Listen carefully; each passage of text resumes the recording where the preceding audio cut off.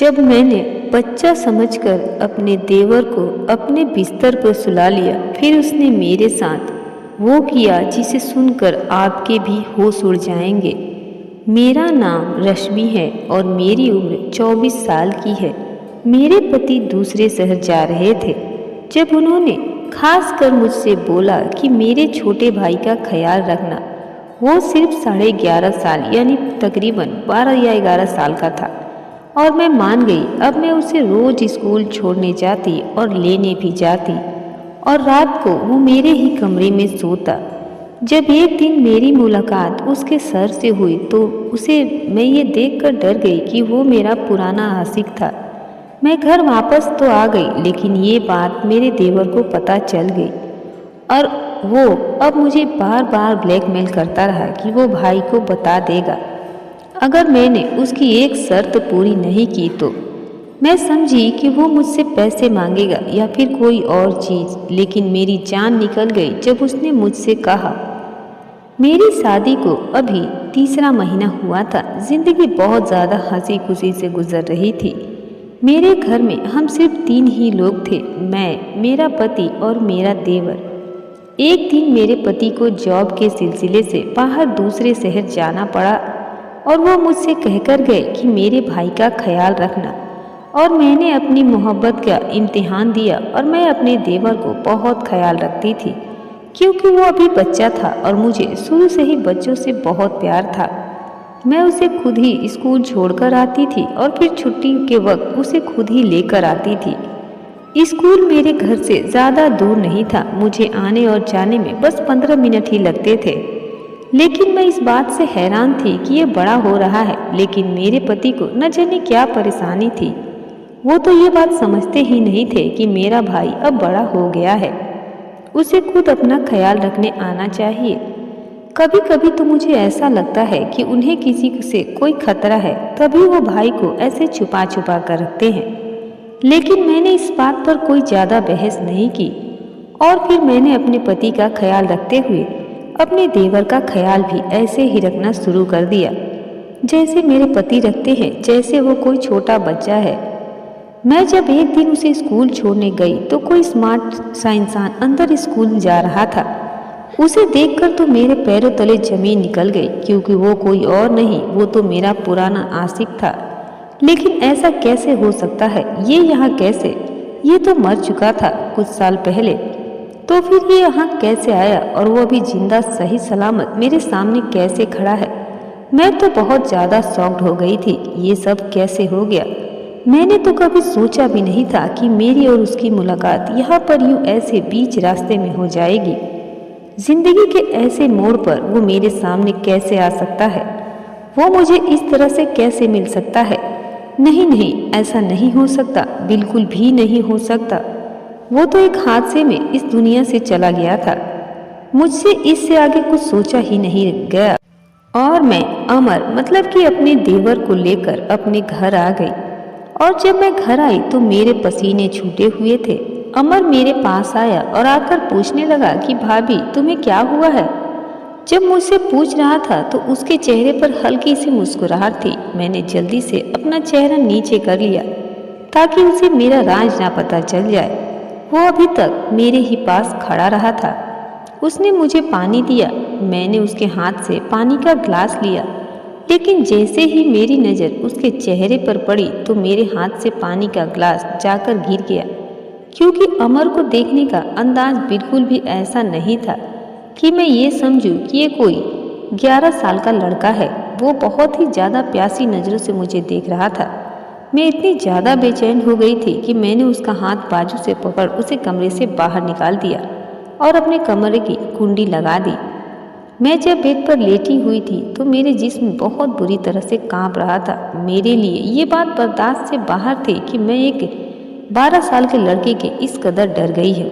लेकिन मैं क्यों डर रही हूँ? मैंने कोई जुर्म नहीं किया है, मैं इस तरह से क्यों डरूँ? मैंने अपने दिल में खुद ही सोचा और फिर खुद ही अपने दिमाग से डर निकालकर फेंक दिया। फिर ये सोच मुझे परेशान करने लगा कि आखिर क्यों मैं उससे इतना घबरा रही हूँ। मैंने अपने दिल को थोड़ा सुकून और तसल्ली दी और फिर कमरे से बाहर निकल गई। अमर भी घर से बाहर निकल चुका था। मैंने हिम्मत की और मैं घर के कामों में लग गई। अब घर में जब 2 ही लोग होंगे तो क्या ही काम होगा, बिल्कुल थोड़ा सा। मैंने अपने अतीत की इस बात को याद किया और सोचा कि मेरे पिता सही कहते थे कि जहाँ पर सिर्फ 2 लड़के हो उस घर में अपनी बेटी की शादी कभी मत करो। लेकिन मेरी मम्मी ने एक नहीं मानी थी और मेरी शादी यहाँ पर करवा दी थी।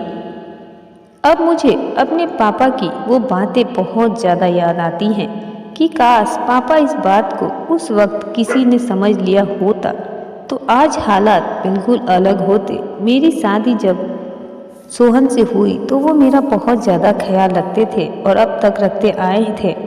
लेकिन जैसे जैसे वक्त गुजरता गया घर के हालात को देखते हुए उन्हें ज़्यादा मेहनत करनी पड़ती थी, जिसकी वजह से वो पहली वाली नौकरी छोड़ चुके थे और अब उन्होंने जब दूसरी नौकरी ज्वाइन कर ली थी तो ज्वाइन करे हुए कुछ ही दिन हुए थे और उन्हें शहर से बाहर जाना पड़ा। लेकिन वो जब शुरू में शहर से बाहर जाते तो वो जल्द ही घर वापस आ जाते थे। वो हर रात को वापस आ जाते थे, लेकिन इस बार उन्हें कुछ ज़्यादा ही दिनों के लिए जाना पड़ा था। इसीलिए मुझे कुछ डर सा लगा। पहले तो मैंने उससे यही कहा था कि जाने की कोई ज़रूरत नहीं है, लेकिन उन्होंने मुझसे कहा कि जाना तो बहुत ज़रूरी है क्योंकि यह मेरी पक्की नौकरी तो नहीं है जिसके लिए मैं उन्हें मना कर सकूं। इसीलिए मुझे हर हाल में जाना ही पड़ेगा। मैं क्या कर सकती थी, अब तो मम्मी भी इस दुनिया में नहीं थी जो उनको अपने पास बुला लूं। भाभी और बहनें सब अपने अपने घरों में बिजी थी। अब मैं किसको अपने पास बुलाती, इसीलिए मैं चुप करके अपने पति का इंतज़ार करने लगी। लेकिन मुझे क्या पता था कि वो कुछ दिन शहर के बाहर गुजारेंगे तो मेरी ज़िंदगी इतनी ज़्यादा मुश्किल हो जाएगी। एक दिन अपने देवर को स्कूल छोड़ने गई तो वो वहीं पर खड़ा था और मुझे देखता रह गया। ये बात मेरे देवर ने नोट कर ली थी। मैं जल्दी से स्कूल के अंदर गई क्योंकि आज मेरे देवर के स्कूल में पेरेंट मीटिंग थी। अब बेचारी मेरी सास तो थी ही नहीं, इसीलिए मैं उसकी माँ की सूरत में उसके स्कूल वालों से मिलने के लिए चली गई। जैसे ही मैं मीटिंग रूम के अंदर गई वो मेरे बिल्कुल सामने बैठा हुआ था। उसकी नज़र मुझ पर पड़ी तो वो जल्दी से खड़ा हो गया। उसके चेहरे की मुस्कुराहट तो वही थी जो कुछ और साल पहले थी। सब कुछ वैसा ही था, वो बिल्कुल भी तो नहीं बदला था, सिवाय इसके कि अब उसके चेहरे पर थोड़ी उदासी छाई हुई थी। वो बचपन अब नहीं था। मैंने जल्दी से चेहरा नीचे कर लिया, लेकिन शायद देर हो चुकी थी। वो पता नहीं कितनी देर तक मुझे ऐसे ही देखता रहा। तभी अमर ने उसे सर कहकर उसका ध्यान मेरी तरफ से हटाया। उसने बोला, सर ये मेरी भाभी हैं। अमन ने मेरा इंट्रो करवाया तो वो थोड़ा होश में आया और बहुत इज्जत के साथ मुझसे बात करने लगा। मैं बहुत ज़्यादा कन्फ्यूजन में थी। पता नहीं क्यों मैं फिर से अपने अतीत में जा चुकी थी। अमन ने उसकी नज़रों से पता नहीं क्या से क्या समझ लिया था। मैंने बस थोड़ी बहुत बात की और फिर अमर से कहा कि अब घर चलो, घर में काफ़ी काम है। लेकिन पता नहीं कब उसके सर ने हमारे लिए खाने पीने का सामान मंगा लिया था। अमर खाता जा रहा था और कहता जा रहा था कि भाभी अब मेरे साथ रोज आ जाया करो। सर ने तो आज बहुत ही ज़्यादा मौज करवा दी। मैंने हिम्मत करते हुए सिर्फ 2 निवाले लिए और फिर उठकर बाहर आ गई। अमर काफ़ी देर बाद बाहर आया। उससे पहले उसका वही सर मेरे पीछे आ गया था। मैं तो खुद ही पहले ही बचाती हुई आ रही थी। मैंने जल्दी से ऑटो में बैठकर अमर को इशारा किया जो अपने दोस्तों के साथ खड़ा हुआ था।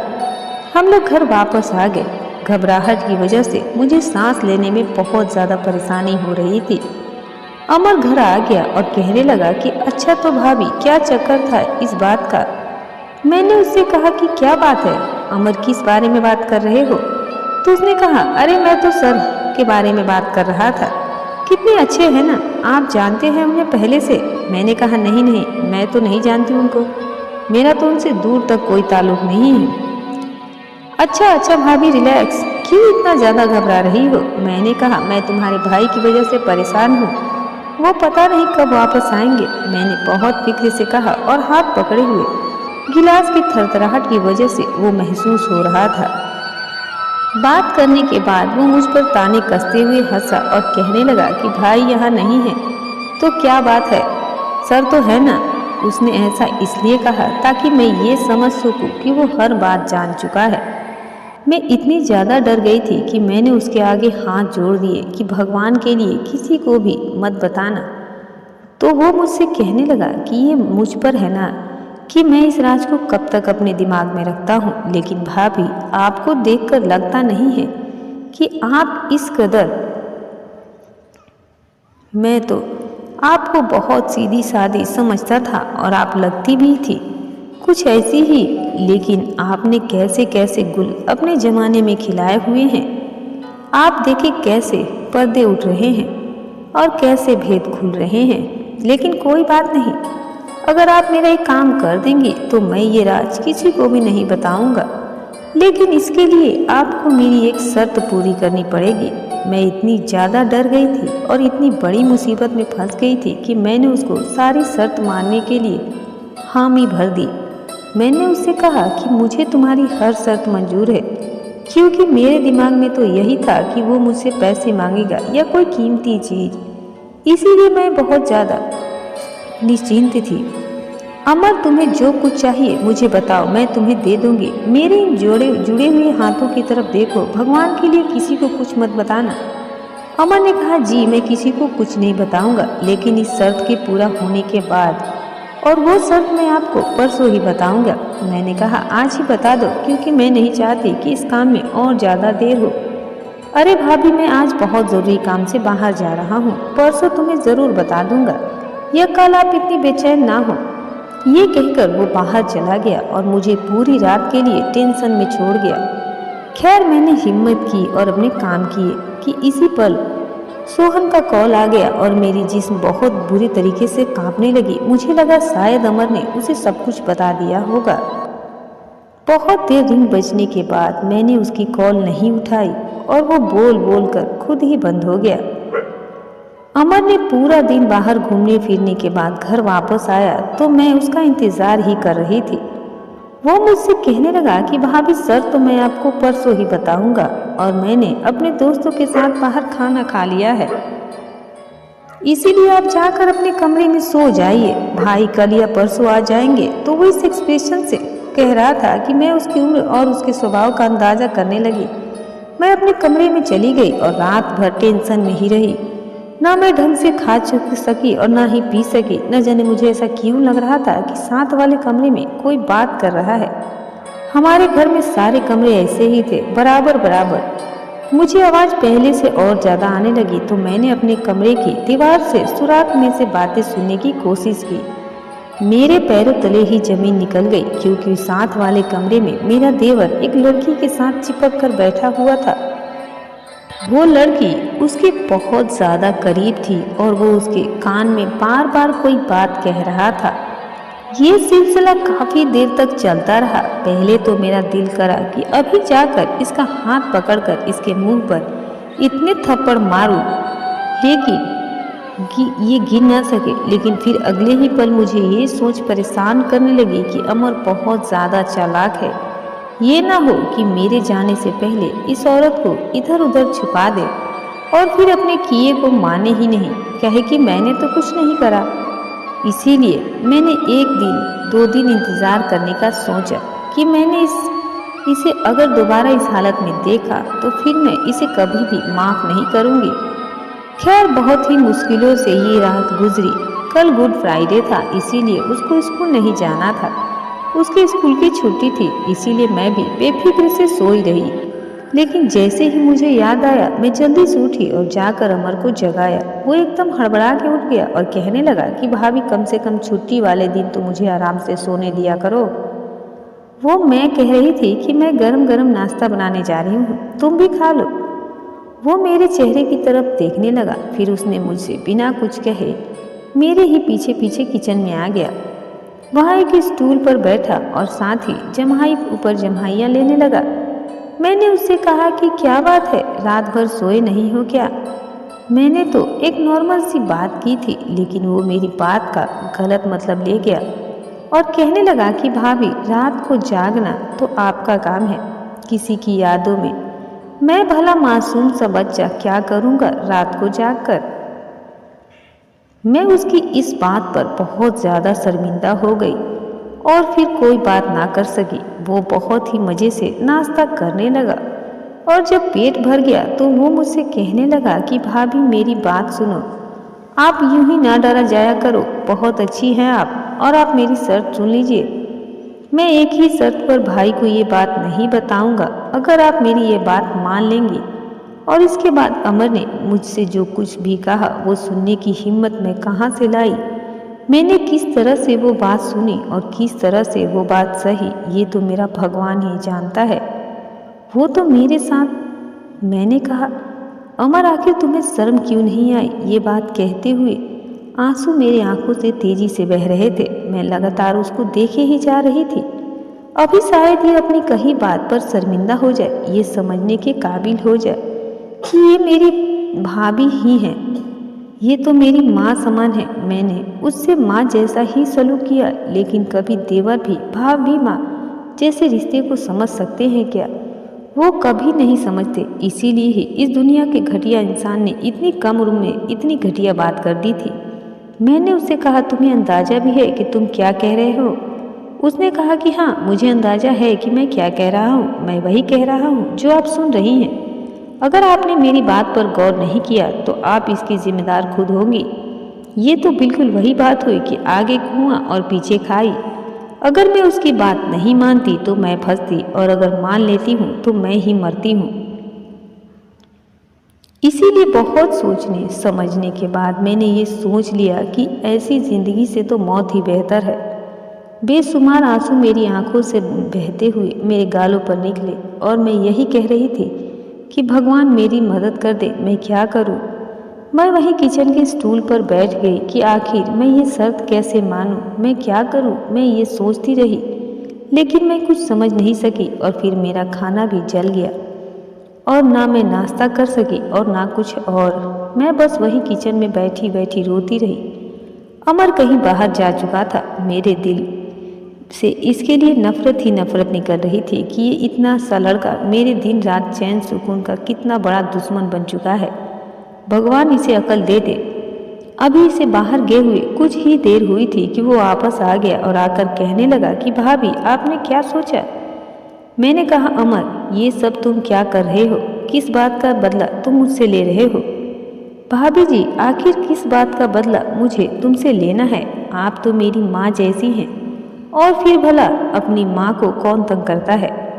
इसकी एक बात से 100 शैतानियाँ झलक रही थी। मेरा दिल चाह रहा था कि मैं इसका मुंह नोच कर रख दूं, इसके गालों पर इतने थप्पड़ मारूं कि इसे सब होश आ जाए।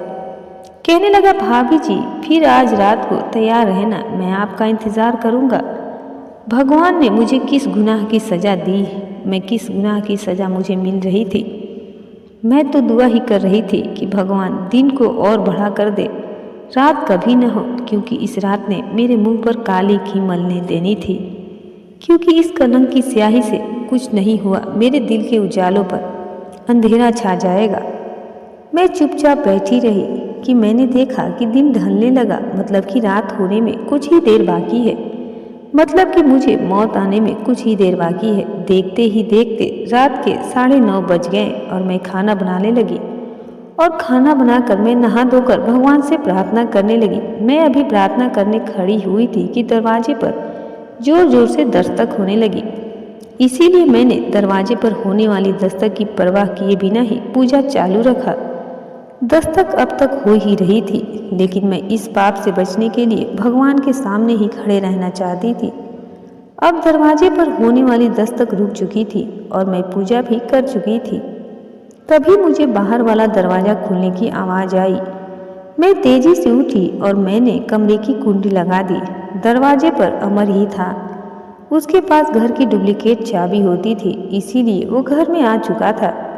उसने मेरे दरवाजे को खूब खटखटाया, लेकिन मैंने दरवाज़ा नहीं खोला। बस उसकी आवाज़ आई कि भाभी आप अपने लिए खुद मुसीबत इकट्ठा कर रही हैं। आपको अपना खुद ख्याल नहीं है तो आपका ख्याल किस तरह से रखोगी? वो काफ़ी देर तक दरवाजे पर खड़ा होकर बोल बोल कर चला गया, लेकिन मैंने भी सोच लिया था कि आज की रात मैं भी दरवाज़ा नहीं खोलूंगी, फिर चाहे कुछ भी हो जाए। पूरी रात मैंने सुकून से सोकर गुजारी और फिर सुबह उठते ही मैं किचन में चली गई और मैंने अमर से कहा कि आज से तुम खुद ही स्कूल चल जाया करो क्योंकि मुझे बहुत सारे काम होते हैं। वो मेरे मुंह की तरफ देख रहा था। उसने मुझसे एक भी शब्द नहीं कहा। साथ में उसने अपना बैग उठाया और घर से बाहर निकल गया, लेकिन मैं कुछ ही देर के बाद रास्ता बदलकर उसके पीछे ही चली गई क्योंकि मैं भी देखना चाहती थी कि ये किन कामों में पड़ा हुआ है और उसकी जान पहचान किन लोगों के साथ है, क्योंकि उसकी जितनी उम्र थी उससे तो बहुत बड़े बड़े वो बातें और काम कर रहा था। मैं उसके पीछे पीछे चल रही थी। उसको पता नहीं था कि मैं उसके पीछे आ रही हूँ और मैं रास्ते को बदल बदल कर चल रही थी। मैं उसके स्कूल पहुँची तो मैंने गार्ड से पूछा कि अमर स्कूल पहुँच गया है, तो वो मुझसे कहने लगा कि हाँ वो तो पहुँच गया है। मैं कुछ सुकून सी होकर घर की तरफ लौट आई।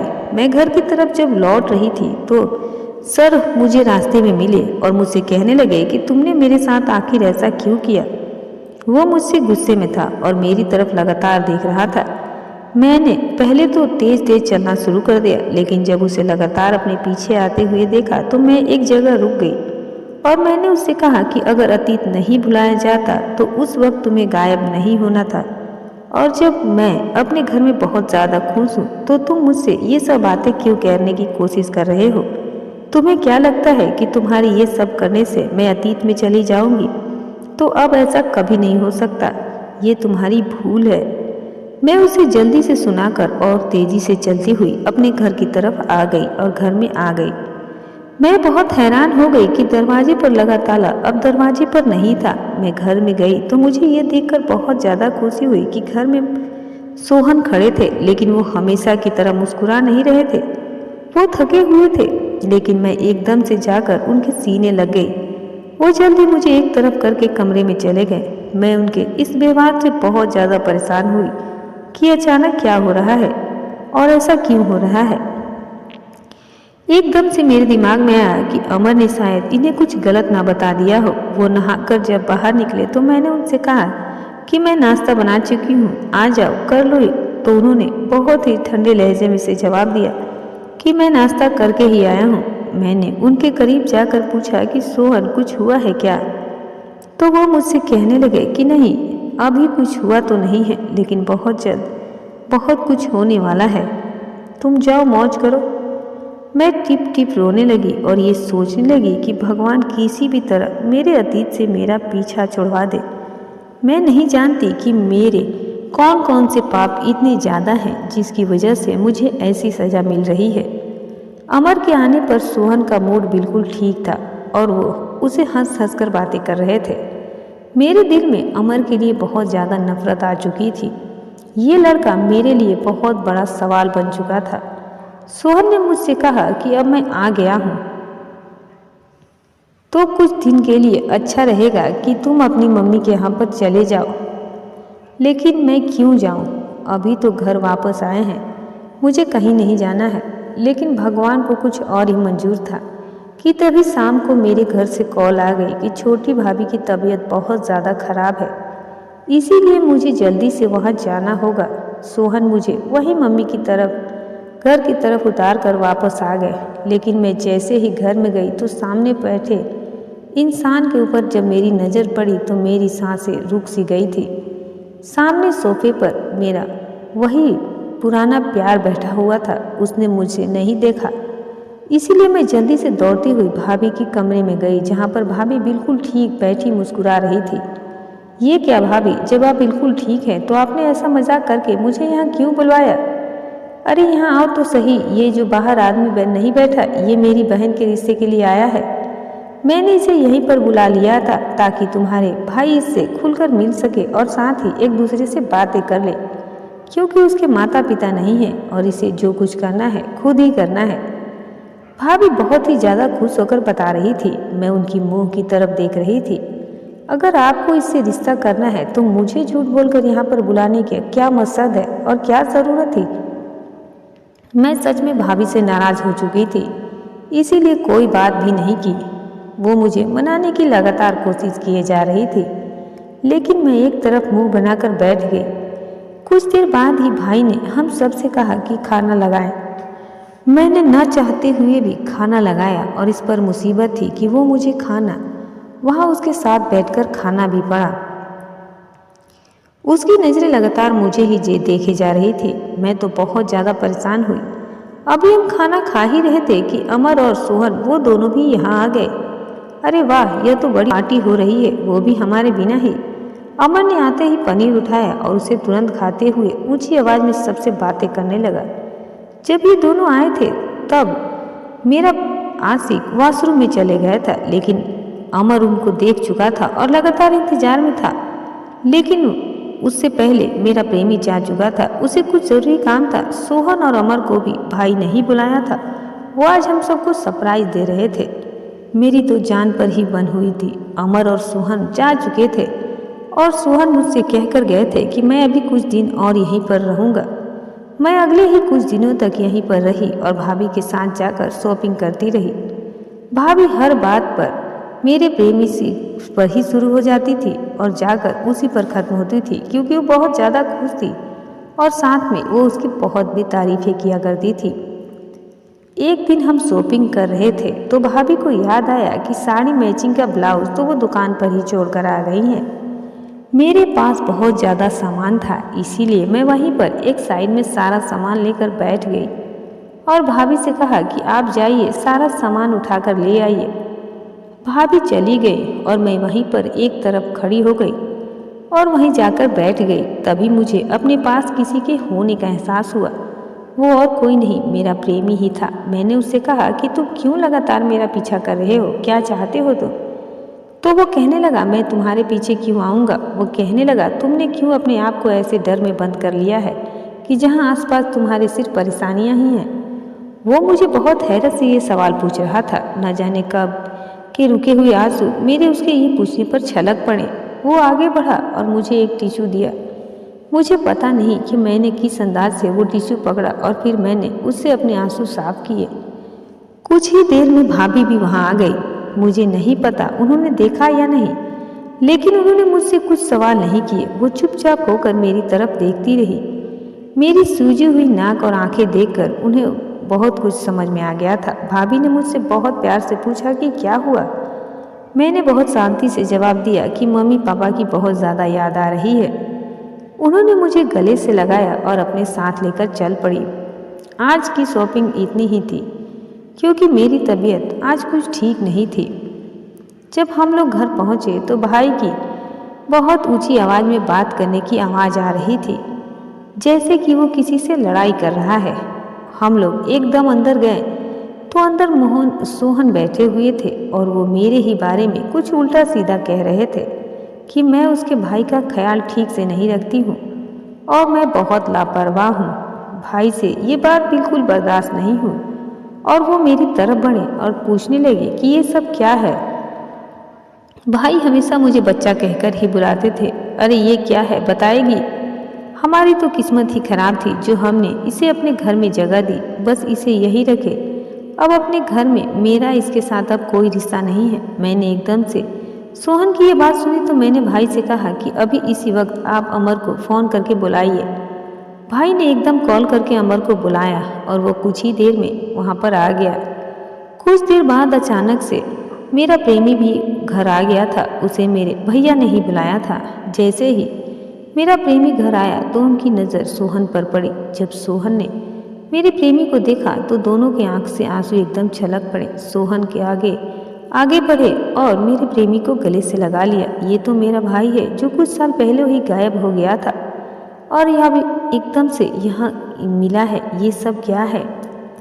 दोनों भाई अतीत में चले गए जहाँ उन्हें एकदम से सब कुछ याद आने लगा।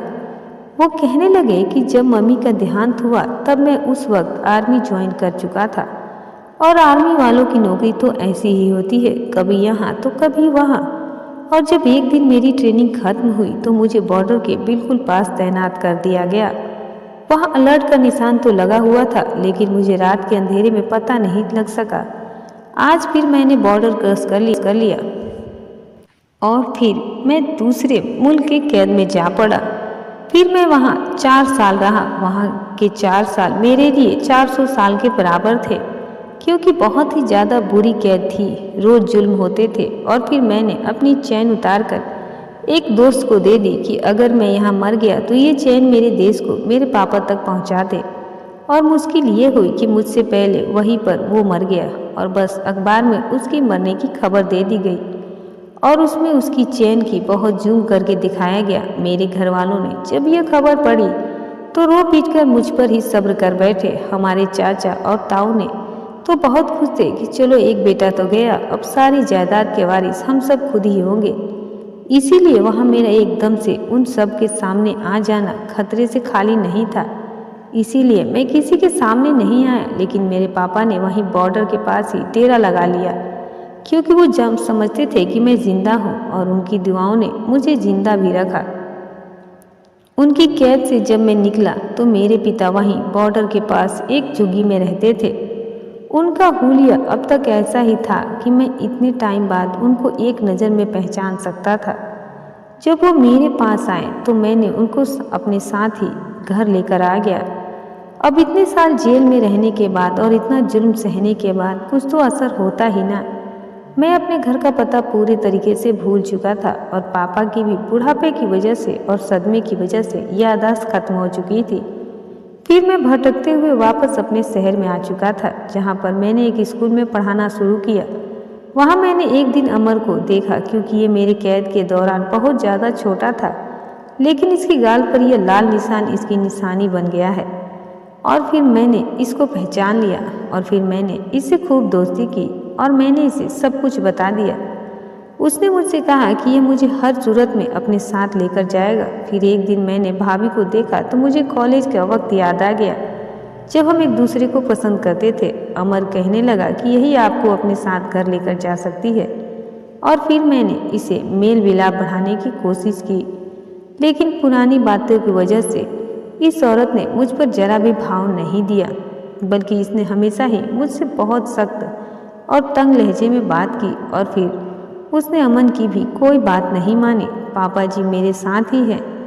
एकदम से पिछले कमरे से बहुत ही ज़्यादा बूढ़े आदमी निकले और आते ही अपने तीनों बेटों को और मुझे गले से लगा लिया। अब हम सब बहुत ही ज़्यादा खुश थे, लेकिन अमर की खुशी दुगनी थी, क्योंकि वो सबसे छोटा होने की वजह से सबसे ज़्यादा अपने माँ पापा को मिस करता था। लेकिन उसे माँ तो नहीं मिल सकती, लेकिन इतने सालों बाद उसके पापा उसे मिल गए थे। फिर अमर ने अकेले में मुझसे बोला, प्लीज़ भाभी मुझे भी आप माफ़ कर दो, मैंने भी आपको बहुत तंग किया है। मैं तो आपके सिर्फ मज़े ले रहा था और आपको डरा रहा था। मुझे पता चल गया था कि उस रात आपने मुझे उस लड़की के साथ देख लिया था। मैं डर गया था कि कहीं आप मेरे बारे में सारी बातें भैया को न बता दे। मैं आपकी दिल से इज्जत करता हूँ और आप मेरी माँ समान हैं। फिर मैंने भी अमर से माफ़ी मांगी कि मैंने तुम्हारे बारे में न जाने क्या क्या गलत सोच लिया था। हम दोनों ने एक दूसरे को माफ़ कर दिया। अब हम सब के चेहरे खिले हुए थे, हम बहुत ही ज़्यादा खुश थे। सोहन ने सबके सामने मुझसे माफ़ी मांगी थी और मैंने भी उसको दिल से माफ़ कर दिया था। तो इस कहानी के बारे में आपकी क्या राय है, कमेंट करके ज़रूर बताइएगा। तो दोस्तों, आपको हमारी कहानी, मज़ेदार कहानी कैसी लगी, आप हमें कमेंट बॉक्स में ज़रूर बताएं। यदि आपके पास ऐसी कोई प्यारी सी कहानी है या फिर ऐसी कोई कहानी जिससे कुछ शिक्षा मिले, तो आप हमारे साथ उसको ज़रूर शेयर करें। दोस्तों, उम्मीद करते हैं कि वीडियो आपको पसंद आई होगी, तो वीडियो को लाइक, चैनल को सब्सक्राइब ज़रूर कर दें।